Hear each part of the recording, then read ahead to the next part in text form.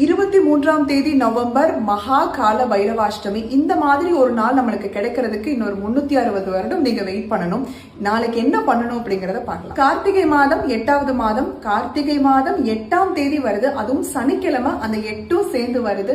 இந்த 8 எல்லாமே சேர்ந்து வரது அன்னைக்கு அஷ்டமி, சனியும் அஷ்டமியும் சேர்றது அன்னைக்கு கால பைரவாஷ்டமி வரது ரொம்ப சிறப்பு. கால பைரவருக்கு புனுகு சாத்தி வழிபடுறது ரொம்ப சிறப்பு. வடமாலை சாத்தி வழிபடுறதும் ரொம்ப சிறப்பு.